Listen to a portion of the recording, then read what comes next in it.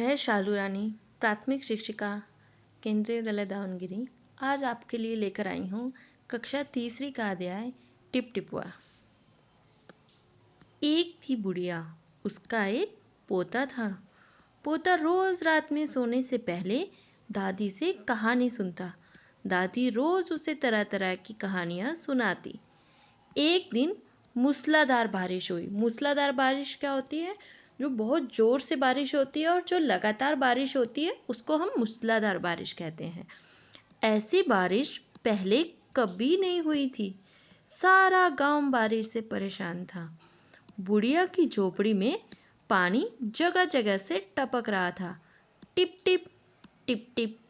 इस बात से बेखबर पोता दादी की गोद में लेटा कहानी सुनने के लिए मचल रहा था। क्योंकि बच्चे की आदत थी, वो हर रोज अपने दादी से कहानी सुनता था, इसलिए उसको बारिश की कोई भी परवाह नहीं थी। उसको तो क्या है, कहानी सुननी थी। बुढ़िया खींच कर बोली, खींच कर मतलब परेशान होकर बोली, अरे बचवा, का कहानी सुनाए? एक टिप टिपुआ से जान बचे तब ना। ये कहानी क्योंकि उत्तर प्रदेश की लोक कथा है, इसलिए वो भोजपुरी में बोल रही है कि अरे बच्चे, क्या कहानी सुनाए? ये टिपटिपुआ से जान बचेगी तब ना। पोता उठकर बैठ गया। उसने पूछा, दादी, ये टिपटिपुआ कौन है? टिपटिपुआ क्या शेर बाघ से भी बड़ा होता है? तो उसने पूछा पोते ने कि दादी, ये टिपटिपुआ क्या शेर बाघ से भी बड़ा होता है? कौन है ये टिपटिपुआ? दादी छत से टपकते हुए पानी की तरफ देखकर बोली, हाँ बचवा, ना शेरवा के डर ना बगवा के डर, डरते डर टिप टिपवा के डर। तो दादी ने बोला कि हाँ बच्चे, मुझे ना तो शेर से डर लगता है ना किसी बाघ से डर लगता है, मुझे तो टिप टिपुआ से डर लगता है। संयोग से मुसीबत का मारा एक बाघ बारिश से बचने के लिए झोपड़ी के पीछे बैठा था। बेचारा बाघ बारिश से घबराया हुआ था। बुढ़िया की बात सुनते ही वह और डर गया। अब ये टिपटिपुआ कौन सी बला है? जरूर यह कोई बड़ा जानवर है, तभी तो बुढ़िया शेर बाघ से ज्यादा टिपटिपुआ से डरती है। उसने बोला, ये टिपटिपुआ क्या ऐसी कौन सी चीज है जिससे बुढ़िया है, जो दादी माँ है, वो शेर से भी नहीं डरती और वो टिपटिपुआ से डरती है? इससे पहले कि बाहर आकर वह मुझ पर हमला करे, मुझे यहाँ से भाग जाना चाहिए। बाघ ने ऐसा सोचा और झटपट वहां से दुम दबाकर भाग चला। उसी गांव में एक धोबी रहता था। ये कौन है? उसी गांव में क्या है? एक धोबी रहता था। वह भी बारिश से परेशान था। आज सुबह से उसका गधा गायब था। सारा दिन वह बारिश में भीगता रहा और जगह जगह गधे को ढूंढता रहा, लेकिन वह कहीं नहीं मिला। दूसरी तरफ क्या है, एक धोबी रहता था। उसका सुबह से गधा गायब था, तो धोबी को बहुत परेशानी हो रही थी कि ये मेरा गधा कहाँ चला गया है। इसलिए वह जगह जगह उसको ढूंढता रहा। किसको? गधे को। लेकिन वो कहीं नहीं मिला। धोबी की पत्नी बोली, जाकर गांव के पंडित जी से क्यों नहीं पूछते? वे बड़े ज्ञानी हैं, आगे पीछे सबका हाल की उन्हें खबर रहती है। जाके पंडित जी से पूछो ना, उनको सब पता होता है, तो उनको पता होगा कि गधा कहाँ है। पंडित जी की बात धोबी को जच गई। अपना मोटा लठ उठाकर वह पंडित जी के घर की तरफ चल पड़ा।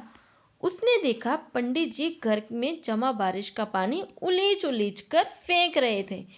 जैसे कि हमारे घर में पानी भर जाता है तो हम क्या है, किसी बर्तन या मग से पानी को भरते और बाहर की तरफ फेंकते हैं, वैसे ही पंडित जी भी उसी तरह पानी को फेंक रहे थे। धोबी ने बेसब्री से पूछा, महाराज, मेरा गधा सुबह से नहीं मिल रहा है, जरा पोथी बांध कर बताइए तो वह कहाँ है?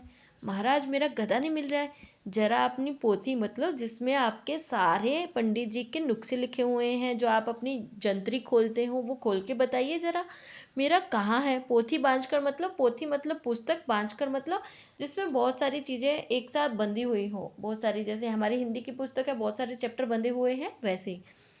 सुबह से पानी उलीचते उलीचते पंडित जी थक गए थे। धोबी की बात सुनी तो झुंझला पड़े और बोले, मेरी पोथी में तेरे गधे का पता ठिकाना लिखा है क्या, जो आ गया पूछने? अरे जाकर ढूंढ उसे किसी गड़ई पोखर में। और पंडित जी फिर लगे पानी उलीचने। धोबी वहां से चल दिया। चलते चलते वह एक तालाब के पास पहुंचा। तालाब के किनारे ऊंची ऊंची घास उग रही थी। धोबी घास में गधे को ढूंढने लगा। किस्मत का मारा बेचारा बाघ टिपटिपुआ के डर से वही घास में छिपा बैठा था। बाघ को क्या पता था कि यहाँ पर भी कोई आ जाएगा। धोबी को लगा कि बाघ ही उसका गधा है। क्यों? क्योंकि बहुत बारिश हो रही थी, अंधेरी रात थी और उसमें पता नहीं चला कि यह गधा था या बाघ था। उसने आओ देखा न ताओ और लगा बाघ पर मोटा लठ बरसाने। बेचारा बाघ इस अचानक हमले से एकदम घबरा गया। बाघ ने मन ही मन सोचा, लगता है यही टिपटिपुआ है। आखिर इसने मुझे ढूंढ ही लिया। अब अपनी जान बचानी है तो ये जो कहे चुपचाप करते जाओ। ये आपको दिख रहा है? ये कौन है? बाघ। और ये कौन है? ये है धोबी। तो उसने कहा शायद यही टिपटिपुआ है। अब अगर तुम्हें अपनी जान बचानी है तो जो ये कहता है उसको चुपचाप करते जाओ। आज तूने मुझे बहुत परेशान किया है, मार मार कर मैं तेरा कचूमर निकाल दूंगा। ऐसा कहकर धोबी ने बाघ का कान पकड़ा और उसे खींचता हुआ घर की तरफ चल दिया। बाघ बिना चू चपड़ किए भीगी बिल्ली बना धोबी के पीछे पीछे चल दिया। घर पहुंचकर धोबी ने बाघ को खूंटे से बांध दिया और सो गया। सुबह जब गांव वालों ने धोबी के घर के बाहर खूंटे से एक बाघ को बंधे हुए देखा तो उनकी आंखें खुली की खुली रह गई। आंखें खुली की खुली रहना मतलब बहुत ज्यादा हैरान होगा कि धोबी के खूंटे पर बाघ कैसे बंधा हुआ है। तो ये कहानी किसने लिखी है? गिरजा रानी अस्थाना ने ये कहानी लिखी है। तो इस कहानी में क्या है कि शुरू से ही हमें जैसे पता चला कि जो बुढ़िया थी, जो दादी थी, वो किससे डर रही थी? पानी से डर रही थी। छत से जो पानी टप टप बहता है उससे डर रही थी। लेकिन बाघ को गलतफहमी हो गई और उसी वजह से ये सारी कहानी एक बन गई। आपको मेरी कहानी पसंद आई हो तो मेरे चैनल को सब्सक्राइब करें, लाइक करें और शेयर करें। धन्यवाद।